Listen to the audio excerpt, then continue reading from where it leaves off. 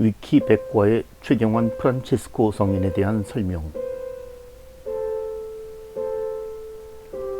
1805년 조선 충청도 충주목 다래골에서 출생하셨습니다. 1839년 9월 12일 조선 한성부 소의문에서 선종하셨습니다.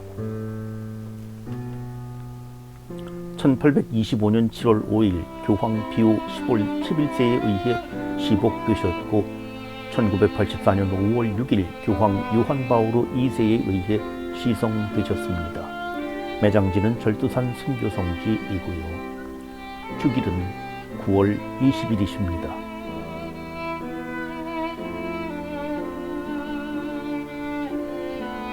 최경환은 조선의 천주교 박해 때에 순교한 한국 천주교의 103위 성인 중에 한 사람이다. 세례명은 프란치스코이다.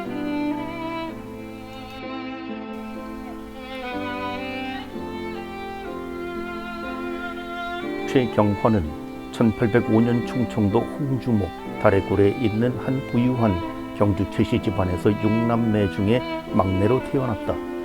그의 조부 최한일은 그 가문 최초의 천주교 신자로서 이존장 루도비코에게 교리를 배운 후 1787년에 세례를 받았다.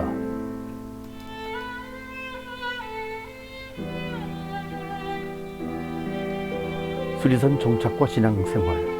오랜 시간 동안 조선교회에서는 천주교 사제의 부재로 인하여 그 지역의 많은 천주교 신자들이 이름만 천주교 신자였다. 신앙생활할 천주교 사제가 없었으므로 천주교 신자들은 십계명을 따르는 등의 천주교 신앙을 실천하기에는 많은 어려움이 있었다. 최경환은 그 상황을 묵인할 수 없었기에 가족과 함께 한양으로 이사해서 살다가 집의 계급의 탄압을 피해 강원도 금성과 경기도 부천을 거쳐 경기도 과천의 수리산 산속에 있는 한 마을에 정착했다.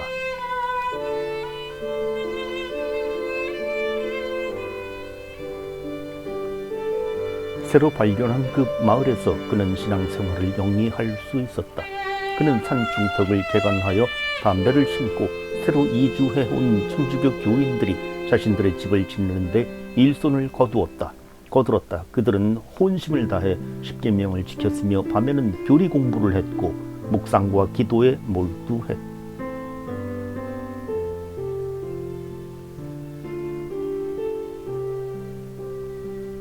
처음에는 서너 집안만이 그 마을에 정착했는데 점차 그 수가 늘어 20세대가 넘었다. 밤이 되면 최경환은 그들을 모두 자신의 집에 불러 모아 교리를 가르쳤다. 교회의 가르침에 대한 그의 강의는 진지하고 간명했으며 설득력이 있었다. 그의 언변이 널리 알려져 멀리서도 천주교 교인들이 그의 강의를 듣기 위해 몰려왔다.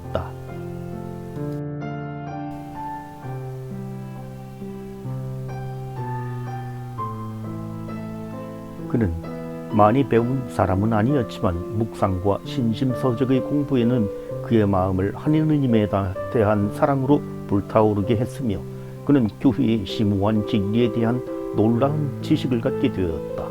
일하면서도 집에서도 밭에 일을 있을 때나 길을 걸을 때나 그의 마음은 언제나 하느님과 함께였다. 그는 결코 하느님의 사랑과 헌신에 관련 없는 말은 하지 않았다.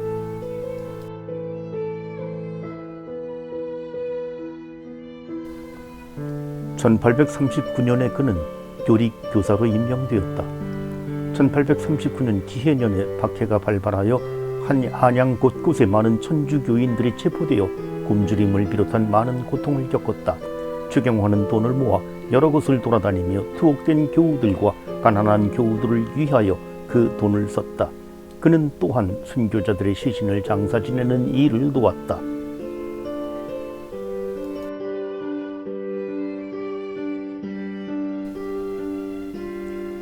그는 집으로 돌아와 가족들에게 순교를 각오토록 당부했다.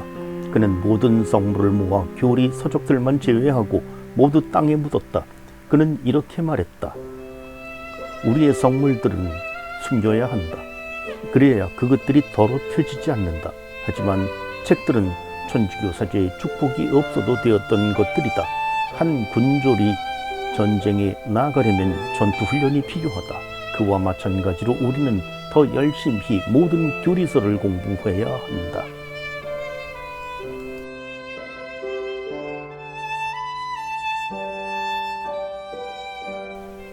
아들의 유학.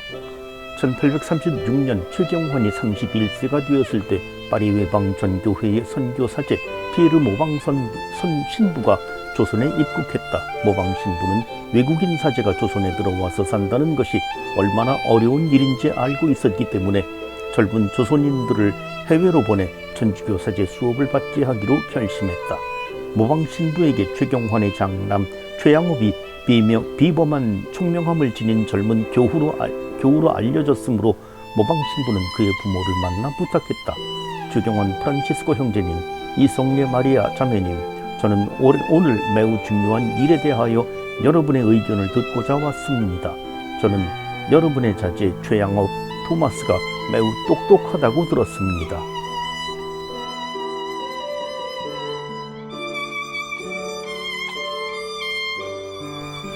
저는 그를 마카오로 보내 천주교 신부 수업을 받도록 하고 싶습니다. 승낙해 주시겠습니까? 신부님 고맙습니다. 이것은 저희의 뜻이 아니라 하느님의 부르심이겠지요. 저희는 저희 집에 그러한 은총과 행복이 찾아올 줄은 생각도 못했습니다. 또 한 번 감사드립니다.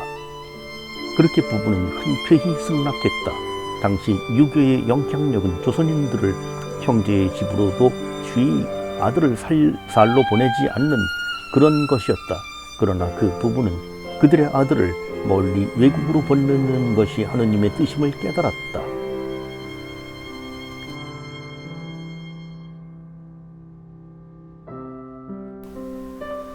(1839년 7월 31일) 밤 포도대가 한양으로부터 수리산에 있는 그 마을로 최경환의 집을 포위하고는 고함을 지르며 욕을 하며 대문을 부수고 들어갔다.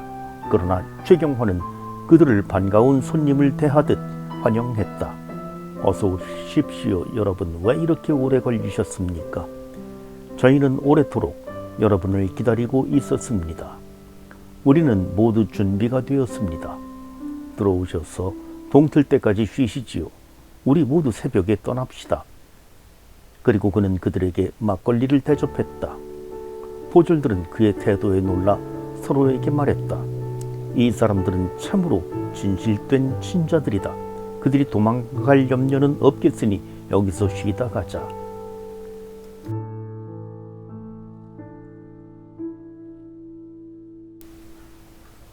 포졸들이 쉬는 동안 최경환은 마을을 돌아다니며 주민들에게 말했다.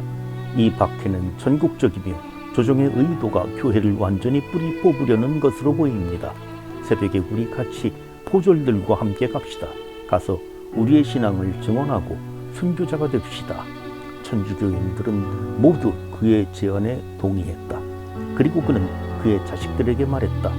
내가 여기에 남는다 하더라도 죽음을 피할 수는 없다.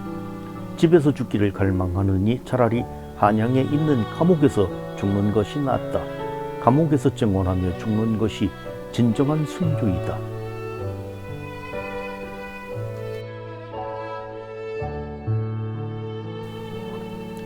새벽이 되자 그는 일어나 포도대에게 아침 식사를 대접했다.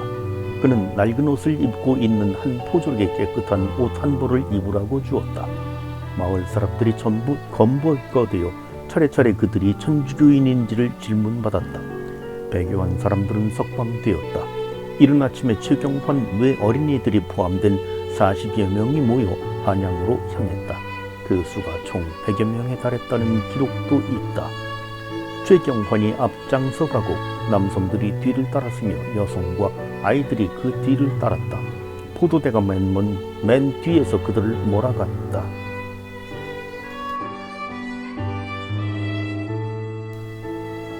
최경환은 지친 교우들에게 한 천사가 황금자로 그들의 보복을 재고 있다고 말하며 그들이 십자가에 매달린 예수를 삼키도록 격려했다. 그때는 한여름이었으므로 특히 여성과 아이들의 걸음은 더디게 만들었다. 그들의 기이한 향렬을 본 사람들 중에는 그들에게 욕설을 퍼붓는 사람들도 있었고 그들을 불쌍히 여기는 사람들도 있었다. 그들이 서대문에 당도했을 때 사람들이 그들에게 소리를 질렀다. 이 사악한 년놈들아, 너희들이 죽기를 바란다면 죽어라. 그런데 왜 어쩌자고 죄 없는 아이들을 마저 함께 죽게 만드느냐. 죄수들은 밤이 되어 감옥에 도착하였다.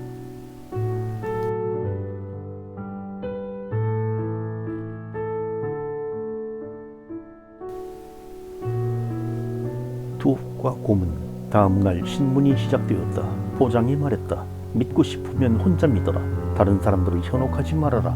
이 훈계에 최경환이 대답했다. 천주교를 믿지 않는 사람은 모두 지옥에 갑니다. 사람들이 천주교를 믿도록 원하는 것은 그들의 영혼을 지옥에서 구하고자 하는 사랑하는 마음에서 나오는 일입니다. 화가 난 포장은 그가 그 말을 철회하도록 배교할 때까지 그를 고문하라 명했다. 그러나 그는 자신의 온몸이 피투성이가 되고 상처로 뒤덮여도 용감하게 고문을 견뎠다. 최경환은 엄청난 양의 피를 흘리고 곳곳에 뼈가 노출되었지만 그의 신앙은 확고부동했다. 다음은 다른 천주교인들이 부름을 받아 신문을 받았다.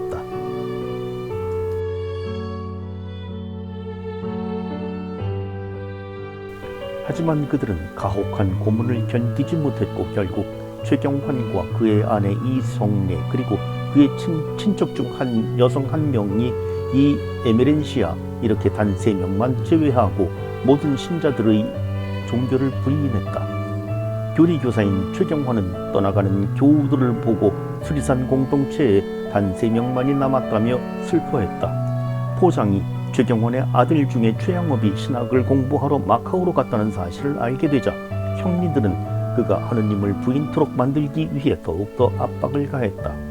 그들은 그를 격심하게 때렸고 그의 팔과 다리의 뼈는 모두 탈구되었다. 최경환은 그들에게 말했다. 당신들이 나를 먹지 못하게 만들 수는 있어도 절대로 내가 하느님을 부인토록 만들 수는 없습니다. 그는 또한 어떻게 감히 당신들이 저더러 교회를 배신하라 명령하신단 말입니까? 보통 사람들 사이에서도 배신은 나쁜 것으로 여겨집니다. 얼마나 더 많은 사람들이 그렇게 하느님을 배신해야겠습니까?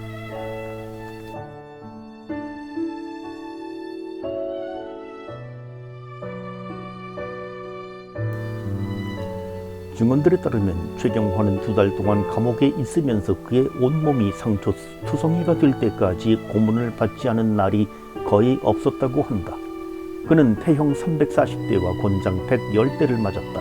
모든 것에도 불구하고 그는 결코 기도하기와 그 주변의 사람들에게 복음을 전도하기를 멈추지 않았다. 하루는 포장이 최경환의 고통을 가중시키기 위해 한 흉포한 강도범과 그를 서로 가까이 묶어놓았다. 그 죄수는 최경환을 비웃으며 그의 상처를 발로 찼다. 그러나 최경환은 말 한마디 없이 폭행을 견뎠고 그 죄수는 결국 그의 인내에 압도되어 폭행을 멈추고서는 큰 소리로 감탄했다. 만일 누가 천주교를 믿고 있다면 그들은 이 사람과 같을 것이다.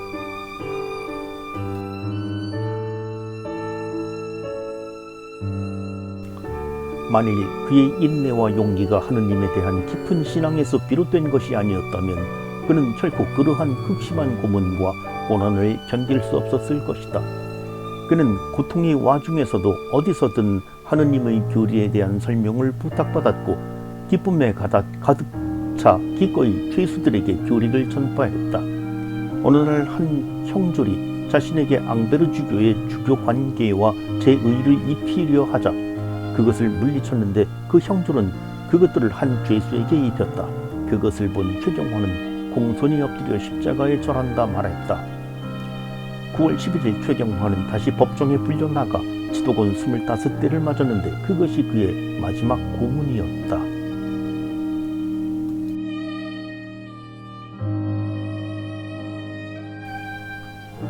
그는 그의 옥방으로 다시 돌아와서는 자신이 살 날이 멀지 않았음을 알고 교우들에게 말하였다.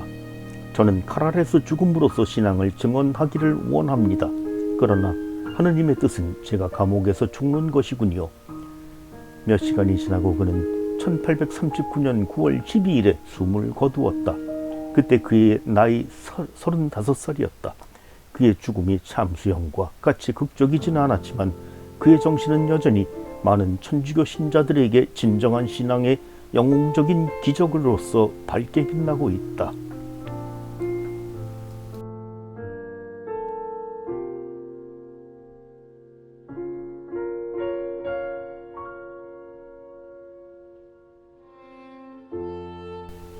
아내의 순교. 그의 아내 이성례는 어린 자식들에 대한 모성애를 이기지 못하고 비에 배교한다 말했지만 즉시 그 결정을 후회하고 철회하였다. 그녀는 엄청난 고통을 겪고서 1839년 12월 27일에 39세의 나이로 당고개에서 참수되었다.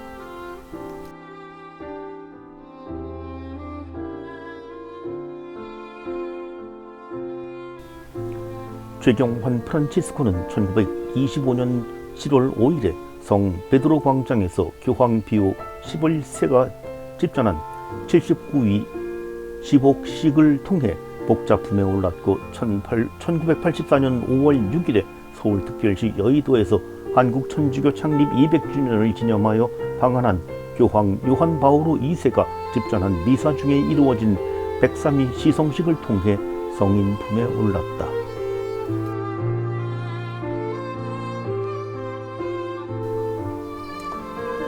최경환의 장남 최영업 토마스는 1849년에 상하이에서 천주교회 사제로 서품받았고 조선으로 귀국했다. 그는 12년 동안 조선에서 외국인 천주교회 사제의 발길이 미치지 못하는 외딴 지역들에서 일했다. 또한 그는 천주교 순교자들에 대한 많은 정보를 모아 라틴어로 번역하여 로마로 보냈다. 달래의 조선 교회사의 많은 부분이 최양업 신부의 그 업적에 의한 것이다. 조선 교회사 외에도 최양업은 조선의 문화와 전통, 지리, 문학 그리고 예술에 대하여 많은 분량을 기술하여 그것들을 서양인들에게 널리 소개했다. 그는 조선의 천주교 신자들을 위한 교리서도 저술했다. 그의 시 중에 한 구절은 그의 마음을 묘사하고 있다. 오 그래, 교우들이여, 저희들 모두 저희의 진정한 고향을 찾으러 갑시다.